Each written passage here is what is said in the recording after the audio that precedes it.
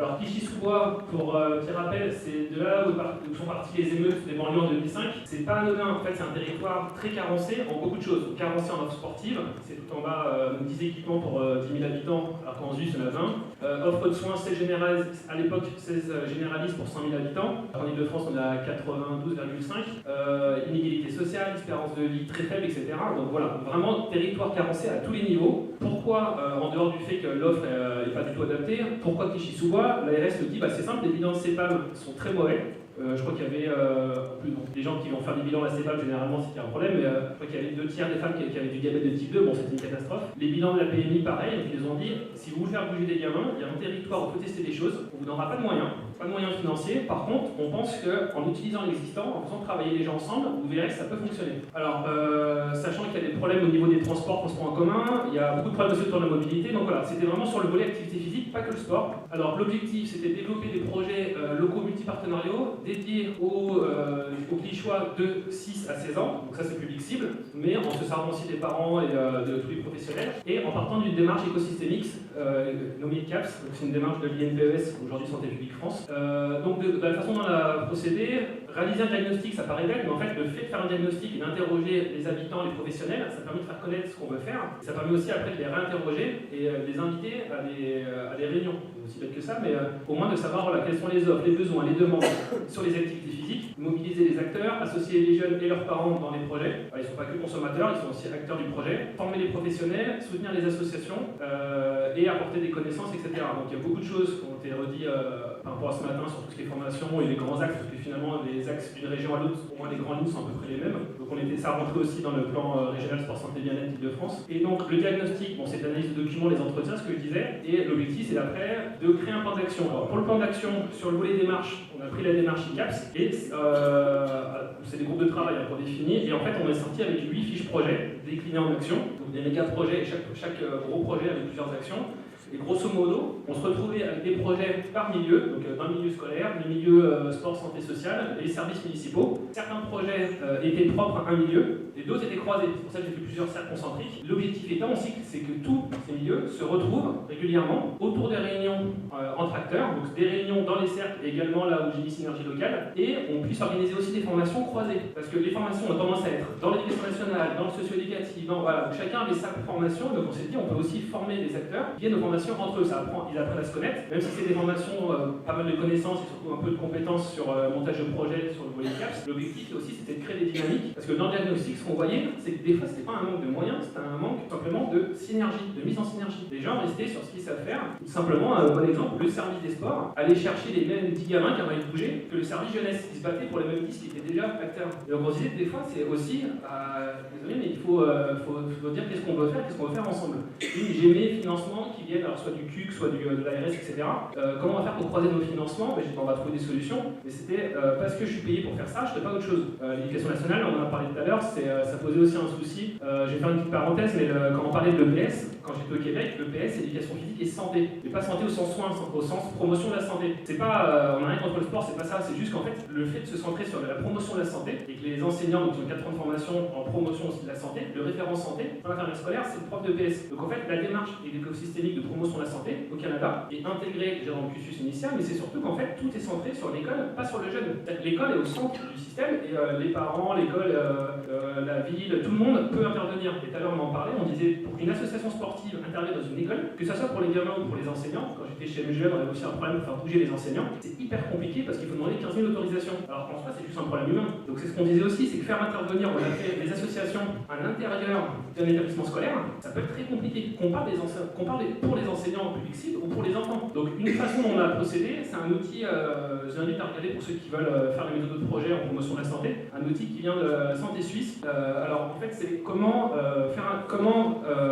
créer des projets en promotion de l'activité physique. En fait, il se construit de droite à gauche, mais ici de gauche à droite, vous allez voir. Donc, quels bénéfices on va tirer? Donc nous, on s'est dit, les bénéfices, ça va être augmenter l'activité physique, c'est aussi comme ça, ou augmenter le niveau d'activité physique. améliorer la qualité de vie et réduire le risque cardiovasculaire. Et en fait, après, on disait sur quel déterminant on peut agir, ce qu'on a dit tout à l'heure, c'est les modèles écosystémiques. On va agir sur l'environnement physique, sur l'environnement social et sur les ressources personnelles. Et après, on se dit quel facteur pour agir sur ces déterminants qu'on peut appuyer par rapport au diagnostic. Qu'est-ce qu'on peut faire dans le diagnostic, ce qu'on a vu, sur quoi on peut appuyer. On avait dit on peut essayer de revoir l'offre d'activité physique ou au moins la faire connaître, parce que tout simplement, des fois, les gens avaient des offres, il y a plein d'offres sportives, les gens ne savent même pas que ça existe. Donc il dit moi j'ai 3 personnes, c'est bizarre, les gens ne viennent pas. Donc la rendre aussi plus accessible, et aussi la rendre pérenne, parce que des fois c'est comme beaucoup de consommation d'activité.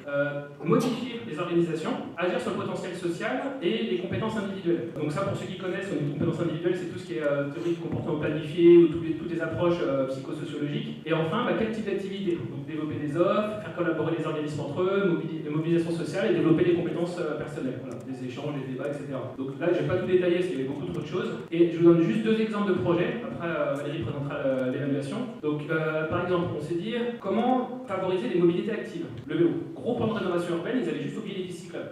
Des grands boulevards, super pas de pistes cyclables, c'est dommage. Le maire a commencé à comprendre que les gens ont envie de faire du vélo quand on voyait les femmes des centres sociaux apprendre à faire du vélo. Et pourquoi on a appris aux femmes des centres sociaux à faire du vélo? Parce qu'on se rendait compte que les jeunes avaient envie de faire du vélo avec leurs parents, et les parents ne savaient pas faire de vélo. Donc on ne pouvait pas faire porte à porte, on n'avait pas le temps malheureusement, et puis moi je travaillais sur Paris. Donc ce qu'on a fait, c'est qu'on est passé par des groupes qui étaient déjà constitués, les centres sociaux. C'était beaucoup de femmes qui venaient avec leurs enfants. Donc on a appris aux femmes, je crois que c'était une 50aine d'heures, formation de 5 à 4 heures, etc. On a formé les professionnels des centres sociaux à apprendre aux autres à faire du vélo, donc formation par les pairs. Et l'objectif, il y a eu 14 ateliers d'apprentissage du vélo pour un public d'adultes. On a organisé 2 sorties familiales le week-end à Velours, mais c'est surtout qu'après, ils s'auto-organisaient tous les week-ends entre eux pour sortir parents et enfants à plusieurs. Donc on voyait des farandoles de parents et enfants qui partaient dans Tichy-sous-Bois. Et c'est là que le maire s'est rendu compte qu'effectivement les pistes cyclables pouvaient quand même être importantes. Pourquoi il ne l'avait pas prévu? Tout simplement parce qu'il ne voyait personne faire du vélo. Donc il s'est dit, si personne fait la demande, pourquoi je vais construire des pistes cyclables? En même temps, personne ne fait la demande parce que les gens ne savaient tout simplement pas faire de vélo. Et comme il n'y avait pas de transport en commun, les maris à la journée prenaient la voiture pour aller à Paris, très peu de bus, et les femmes, on les voyait dans la rue porter leur sac, etc. Vous déplacez de temps en temps à pied, mais très peu de déplacements.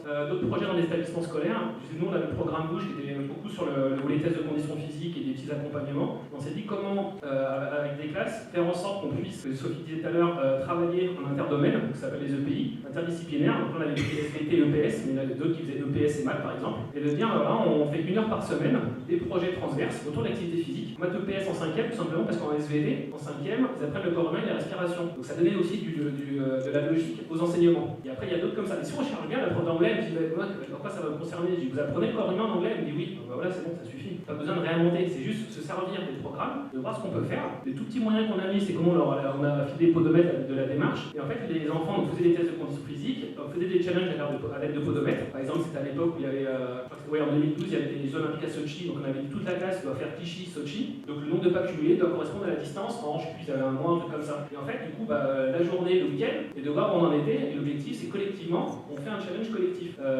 Et donc tout ça aussi pour apprendre avec le comité départemental de randonnée. Donc c'est possible de faire intervenir des extérieurs dans les écoles quand on veut, même si c'est très compliqué. L'objectif, c'est que les gamins commencent à comprendre les dénivelés, etc., lire des cartes pour partir. Et à la fin, c'est ce qu'ils ont fait. Ils ont organisé un voyage en Dordogne. Ils l'ont organisé depuis Clichy. Ils sont partis, pour la plupart qui n'étaient jamais allés à Paris, 5 km, 15 km, ils sont partis en Dordogne. Et pendant 1 an, ils préparaient leur voyage avec ces 2 profs. Et donc c'était autant sur le volet diététique, préparer à faire des repas équilibrés parce qu'ils sont en camping, que la rando, que le kayak, que l'histoire en Dordogne et les châteaux, etc. Donc c'était juste mettre du lien, mettre un peu de logique dans des choses qui sont hyper silotées. Valérie, vous parlez de l'évaluation, comment est-ce qu'on a évalué la démarche? Les partenaires du projet ont souhaité qu'une évaluation externe soit réalisée.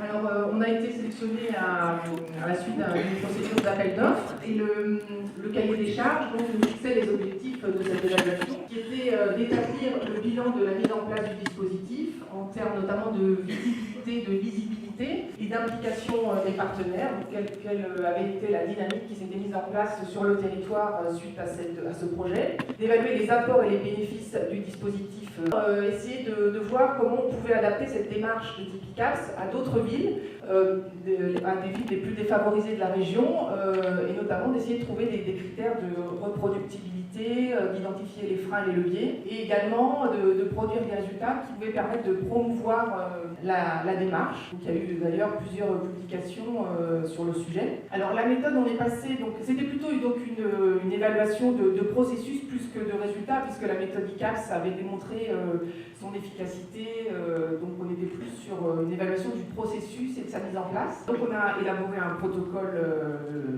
une méthodologie d'évaluation, et comme toute évaluation, on a besoin d'informations qui passent donc par une analyse de documents qui ont été produits par les porteurs du projet tout au long du dispositif et de sa mise en place. Donc il y a eu des résultats d'enquête auprès des jeunes notamment. Et puis on a également réalisé une trentaine d'entretiens qualitatifs semi-directifs auprès de toutes les personnes qui avaient été finalement impliquées ou impactées dans le projet. Donc c'était les professionnels de terrain et les partenaires institutionnels en partie. Donc les principaux résultats, il a pu être démontré que les jeunes interrogés à la fin du projet sur une année scolaire déclaraient pratiquer une activité physique plus intense, donc de 3,4 jours par semaine contre 2,4 auparavant, et près de 80 pensaient pratiquer plus d'activité physique au quotidien. Et également en termes de résultats, on avait une meilleure synergie locale grâce au projet Intersur,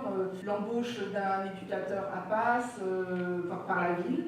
Voilà, donc ça c'était les principaux, quelques résultats. Mais ce qui était intéressant donc pour les porteurs du projet par rapport à l'évaluation, c'était d'identifier finalement des freins et des leviers, voire éventuellement reproduire l'action, ou en tout cas donner des conseils à d'autres villes qui souhaiteraient mettre en place ce type de projet. Donc en point de vigilance et en termes de freins qui ont pu justement avoir un impact, ont pu être freiner finalement le développement du projet, c'était le manque de transversalité entre les services des sports, comme disait Grégory, et le service de santé qui ne parlaient pas forcément, la faible implication des parents dans les projets de leurs enfants, donc c'était difficile de les mobiliser, les représentations entre la santé qui est souvent égale aux soins et puis le sport qui est lié plutôt à la compétition, des difficultés d'impliquer les élus,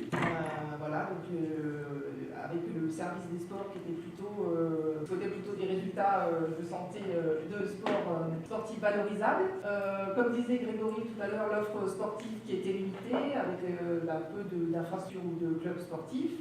Et puis, c'est révélé aussi très freinant, c'est le temps de mobilisation des acteurs et de mise en place des actions qui est très long, qui demande une mobilisation, une énergie importante tout au long du projet, du démarrage, mais également pour maintenir la dynamique tout au long de la montée en puissance du dispositif. Et en termes de levier d'action, l'implication des partenaires dès le diagnostic initial, le contrat local de santé qui met l'activité physique et sportive comme priorité sur le territoire, le rôle du coordinateur de l'atelier santé-ville qui finalement est une réponse, qui apporte une réponse aux problématiques de santé des habitants, puisque c'est une personne qui est un peu identifiée, qui est référente et qui permet finalement de centraliser les demandes et d'apporter des réponses. Les actions d'écomobilité pour permettre l'autonomie des déplacements. Le fait que finalement, grâce à ce projet, l'activité physique et sportive est devenue une thématique consensuelle. Et puis la mutualisation des ressources à tous les niveaux associatifs, municipal et institutionnels. Le retour d'expérience de Bouche ta santé à Clichy-sous-Bois, c'est que ICAPS est une méthode qui permet d'introduire l'activité dans la culture commune et communale en fait. Le multicanal pour sensibiliser progressivement mais concrètement à la santé. L'équipe de projet pluriprofessionnel qui a été une véritable équipe ressources et accessible par tous les acteurs et qui permettent de s'impliquer dans la démarche.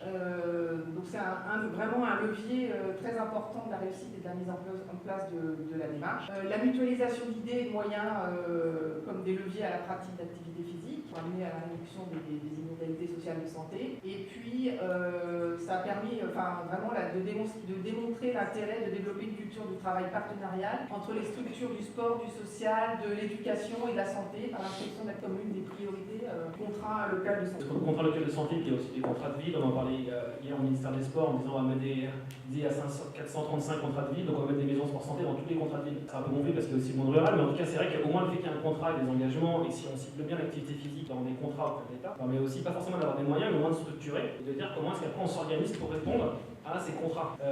Et donc là aussi, autre chose au niveau du groupe VIF, c'est que là on a signé un partenariat avec le réseau des villes actives et sportives, et on pense que aussi la mise en réseau de collectivités peut être intéressant. Alors c'est vrai que la compétence sport n'est pas une obligation des EPCI, et le souci c'est que la santé non plus.